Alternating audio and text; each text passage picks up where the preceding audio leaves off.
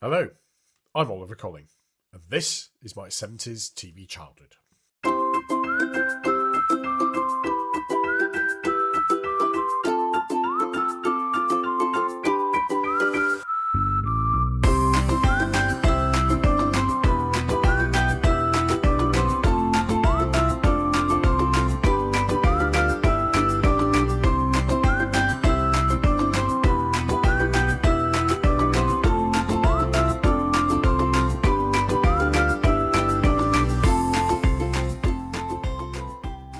Hello again, and welcome back to the podcast which remembers what it was like to grow up as a child in 1970s Britain, and celebrates the role that television played in all of our lives back then. It was, certainly for me anyway, a very happy time, where the sun always seemed to be shining, and where there was always something good to look forward to on television. Now, I'm sure it wasn't always like that, but for me and my generation, it was the time when we grew up.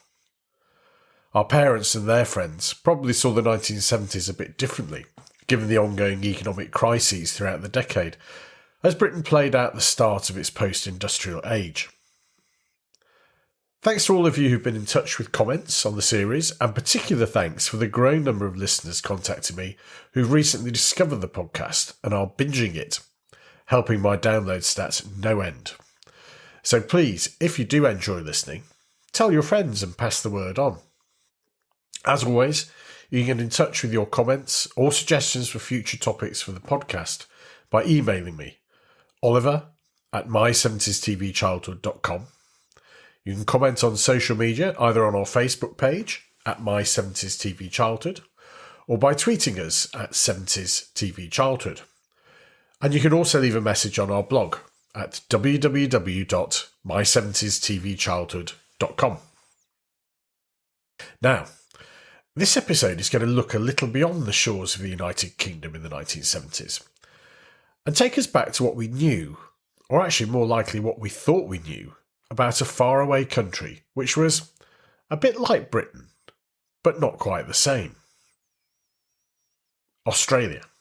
Neighbours, everybody needs good neighbours with a little understanding. You can find the perfect blend. Neighbours should be there for one another. That's when good neighbours become good friends. So what's so interesting about that, I hear you say? We know all about Australia. We've all seen Neighbours and Home and Away, and many of us have actually visited Australia. Pre-pandemic, it seemed that almost every young person was going travelling in Oz as part of a rite of passage between education and adulthood. But take yourself back to the 1970s, and it wasn't like that at all. When I was a child, Australia seemed like a very far away place.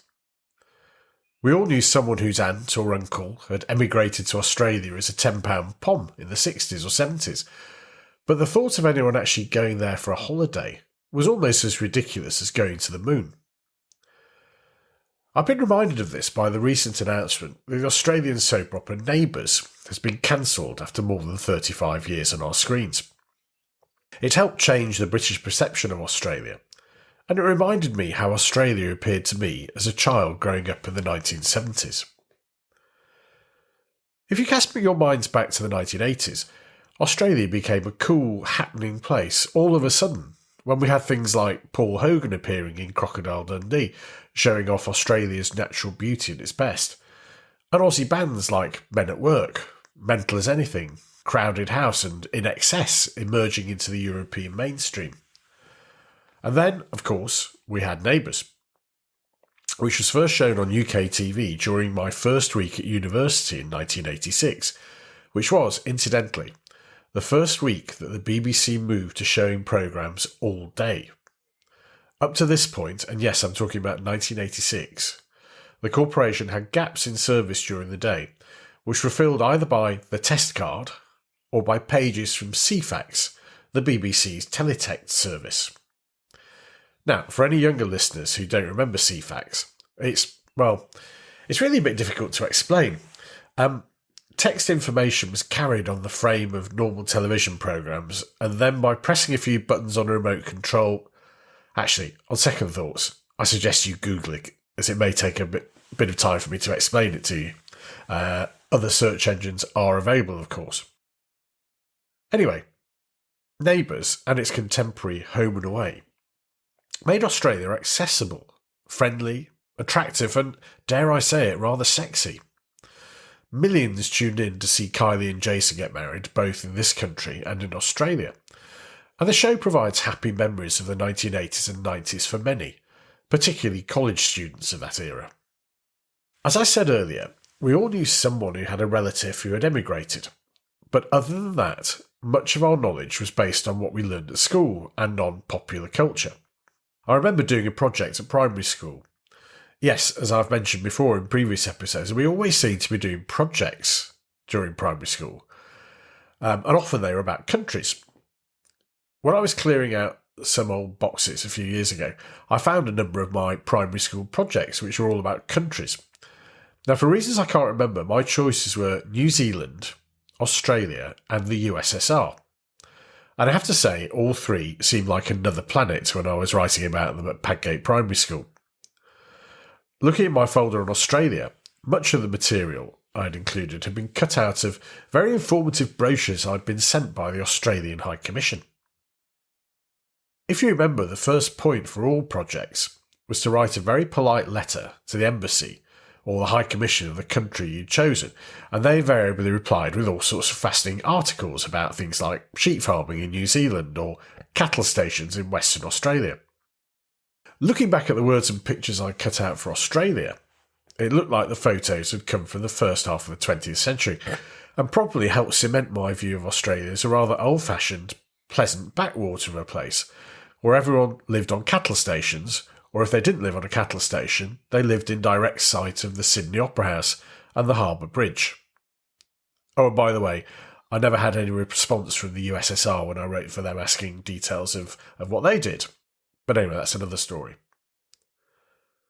And that was about all we were taught about Australia at school, apart from the unusual animal life like kangaroos, koalas, and of course the duck-billed platypus. Oh, and we did learn to sing Waltzing Matilda in our folk singing lessons, so I knew from a relatively early age what swagmen, billabongs and tuckerbags were. We were also reminded what a loyal ally Australia was, and what a sacrifice she had made during both World Wars. And that, I'm afraid to say, was about the extent of my practical education, and what I learned in later life is a fascinating and incredibly diverse country. Anyway, the other source of information was popular culture. We regularly heard Charlie Drake's novelty record, My Boomerang Won't Come Back, played on Junior Choice by Ed Stewpot Stewart.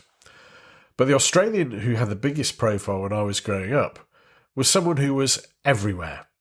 On television, on radio, even in a public information film, encourages us all to learn to swim.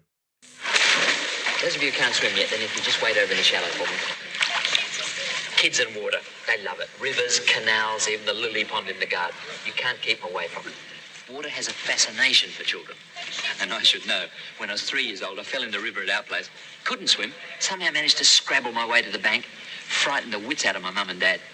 And you can bet they had me taught to swim very soon after that. But some children aren't quite so lucky.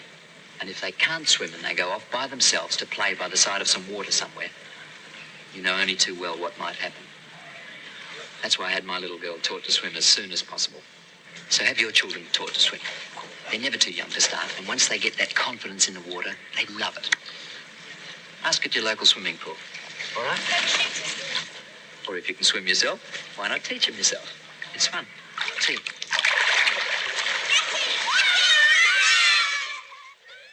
Rolf Harris suffered a spectacular fall from grace as a result of the Operation Nutri investigations carried out by British police forces after the exposure of Jimmy Savile's criminal behaviour after his death, and I don't propose to dwell on the details involved.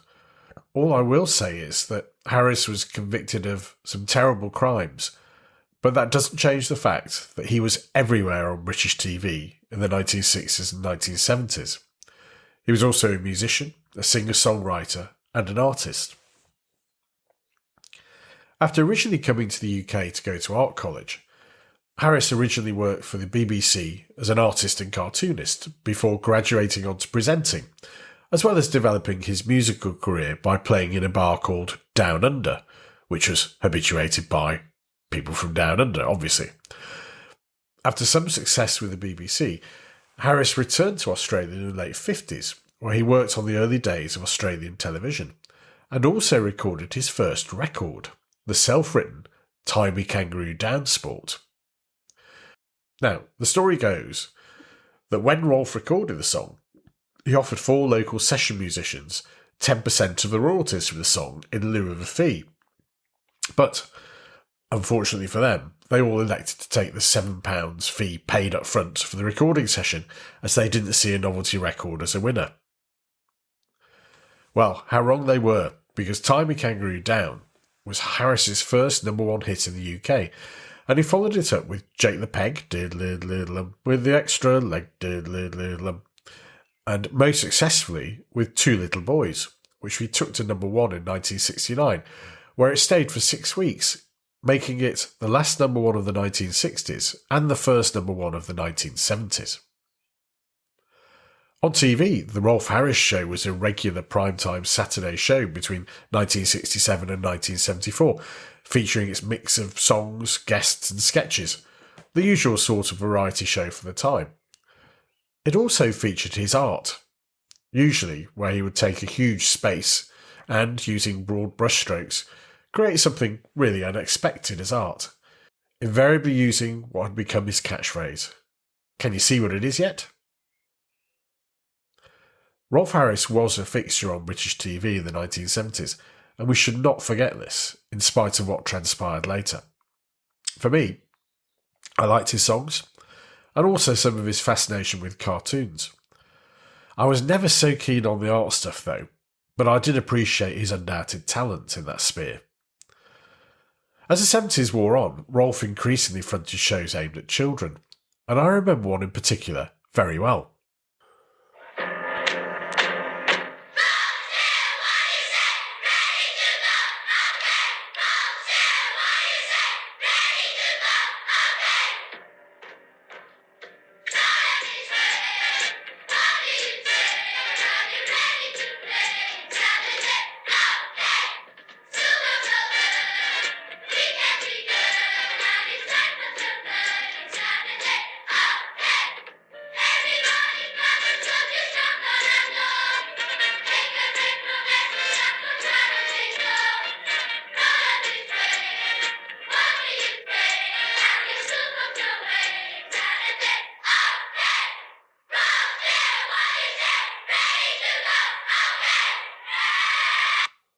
Rolf on Saturday was a sort of huge game show, combined with sections of Rolf and guests singing and him completing a huge artwork and that kind of thing. It also used to feature his wobble board, but unfortunately, as far as I can remember, not his stylophone, which he used to advertise on TV every Christmas. What was a bit different was that whole primary schools took part in the show rather than individuals on a team. So I and many of my schoolmates dreamt that we might make it onto the show one day. I do remember mentioning this to our headmaster, Mr. Smith, on a visit to his office. Through the fug of cigarette smoke which permanently hung in the air in there, I'm sure I saw him raise one eyebrow before he sent me back to class with a flea in my ear. So we never got to be on Rolf on Saturday, or We Are the Champions, or Screen Test, or anything else as it happened. But we were always hopeful.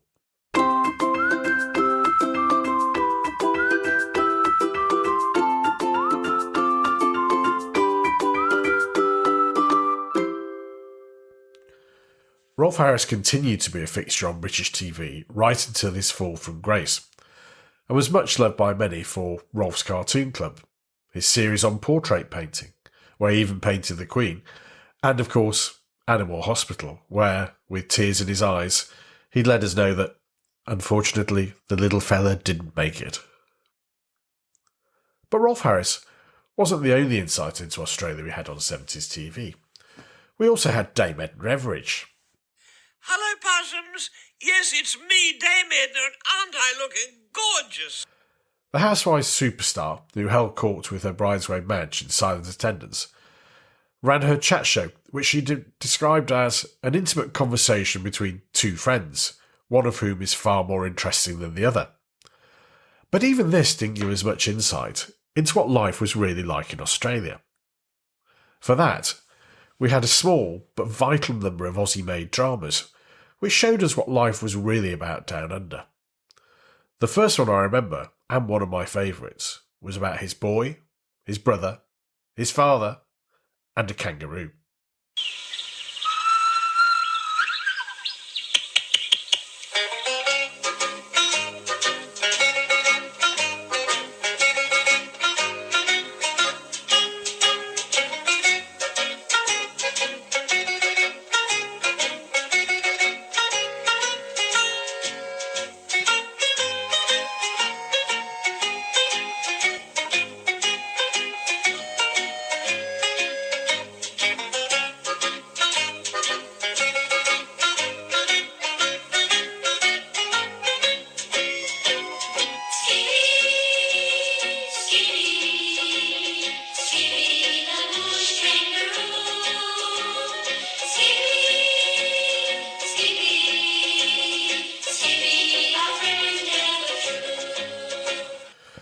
Skippy the Bush Kangaroo was brilliant, and I loved it. The star was a kangaroo who lived in the Waratah National Park and who had been befriended by Sonny and his older brother Mark, who were the children of the widowed Matt Hammond, who was the head ranger of the park. Now, every episode dealt with some kind of danger or peril happening in the park, ranging from landslides through to and actually quite often, the irresponsible actions of visitors. The small and unusually intelligent Skippy was not a pet, and it was often reiterated in the series that Skippy lived in the park and was free to come and go as she pleased. Skippy was a remarkable kangaroo, to say the least. She was able to communicate with the ranger and the boys. She could open doors. She could carry things in her pouch, cross streams on narrow logs, foil every kind of villain, rescue hapless bushwalkers, untie ropes, collect the mail, and even operate the radio. And I seem to remember in one episode she even managed to place a bet on a horse race at Randwick Racecourse. And, of course, she won. Everything about Skippy, the ranger and his family, and even the visitors to the park, once they'd learned not to drop litter or to start forest fires or whatever they'd done wrong, they were all fundamentally good people and kangaroos, and therein lies much of its charm. It was also fascinating for me as a young boy in the north of England to imagine a house where a kangaroo came and went as she pleased, was treated as part of the family, and had a very useful knack of saving everyone from disaster every single week. Skippy has a special place in the memories of those who grew up with the show in the 60s and 70s, so much so that an advert for Rolo in the 1990s drew upon the show for inspiration. Rolo's your favourite. Yep, it's my last one. Saved for the best mate a boy could ever have. Here you go, Mark. Gee, thanks, mate. G'day, Skip. What's that? Someone pushed the boys in the billabong. Who could have done that? There were also some more gritty dramas which came to us from Australia in the 70s, and which showed a tougher streak to life down under. My favourite of these was about the adventures of a couple of drifters, Charlie Cole and his grandson Pete Jarrett, who travelled around Australia in their old Land Rover, finding some sort of adventure wherever they ended up.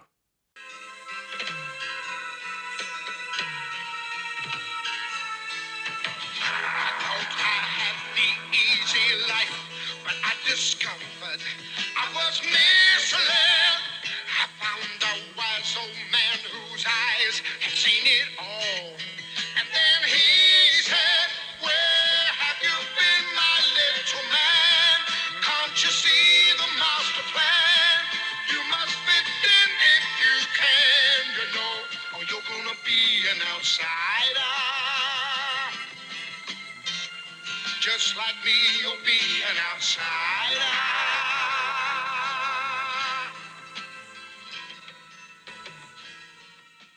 The Outsiders was gripping TV drama, and it opened my young eyes to a whole different world of Australian life.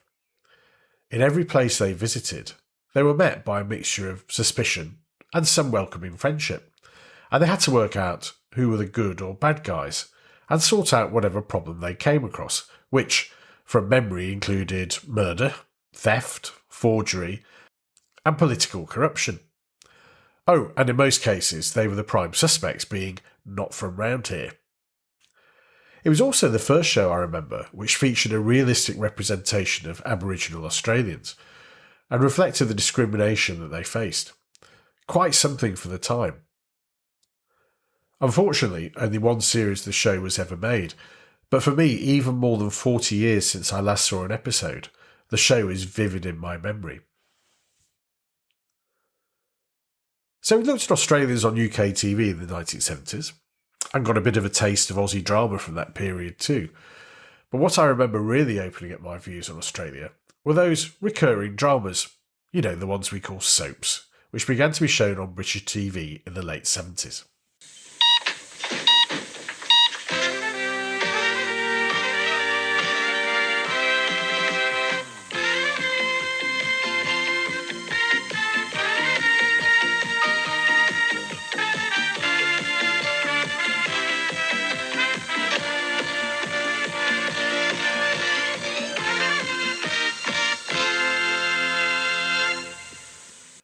The Young Doctors had it all.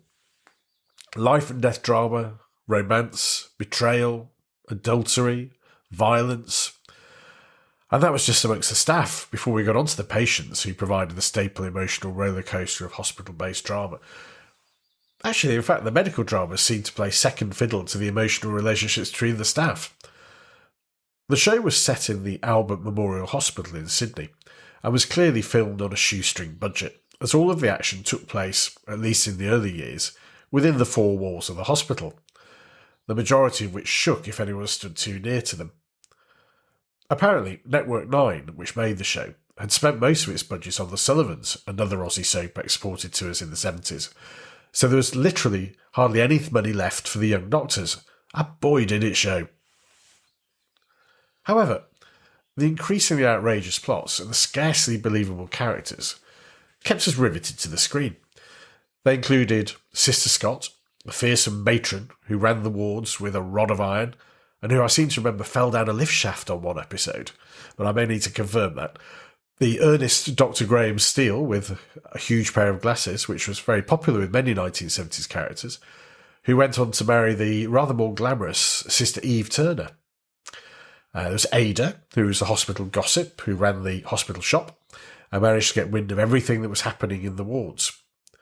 And we also had a full range of rather randy, suave, sophisticated doctors romancing the entire nursing complement of the Albert Memorial. Men like Dr. Ben Fielding, who was a real smoothly and a sort of classically handsome 70s man, and the cold-hearted Dr. John Forrest, played by Alan Dale, who went on to play Jim Robinson in Neighbours.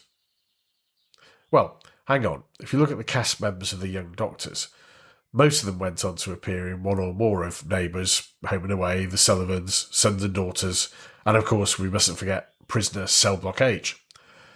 So it's not only Jim Dale who's on that list, there were also lots of female doctors. So not entirely stereotyped casting, although the female doctors suffered from just as much, if perhaps not more, emotional drama than their male colleagues did. You know, I'm just glad I was never a patient at the Albert Memorial Hospital, so I didn't get much attention in the show, except to provide the occasional death-related drama or unlikely love interest strictly against the rules. Anyway, it may have been cheaply produced, may have had dodgy scripts and sets, but it was very popular when it appeared in the UK, and it paved the way for the future successes of Australian soaps in the 1980s, and the transformation of how we saw Australia in Britain. Very quickly, Australia shed its image of sheep stations, 10-pound poms, and Rolf Harris, to become the glamorous and highly admired country we see it as today. Increased access to affordable travel means that Australia is now within most of our capabilities to see and to appreciate, and I do hope that travel restrictions don't return to threaten that access once again. Well, that's about all for now. Was I alone in thinking of Australia as a faraway country of which we knew little during the 1970s? Let me know. Remember, you can get in touch on our blog, www.my70stvchildhood.com, tweet at 70stvchildhood, email me, oliver@my70stvchildhood.com, or visit our Facebook page at My 70s TV Childhood. Well, take care and join me again soon for more from My 70s TV Childhood.